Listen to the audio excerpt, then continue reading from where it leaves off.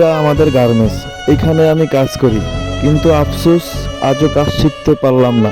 যখনই কাজ শিখতে যাই তখনই দেখুন আমার সাথে কি হয়। ওই বেটা মালটা কাট, মালটা মার্কেটে যাবো, পাড়িয়ে বই দিছে।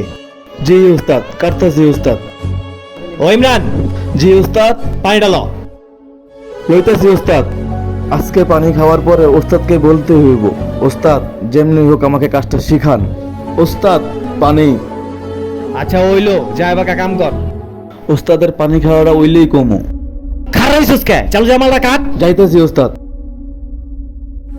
2 বছর ধরে শুধু কাজ দেখতেই আছি, কবে যে কাজটা শিখমু। খারাপ হইছিস কে? কাম কর।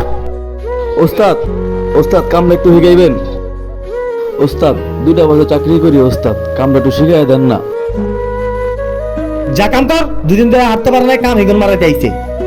সুন্দর করে কইলি তো ওস্তাদ, জারি দেওয়ান লাগে। কি রে, যা কাম কর। সারাদিন খালি গ্যাং গ্যাং গ্যাং গ্যাং কাম হিগুম। আগে যা তোর নিচের কাম শেষ কর। এডি কাট, চালু চালু করে কাট এডি। বেয়াদব, মুখে মুখে তর্ক করে।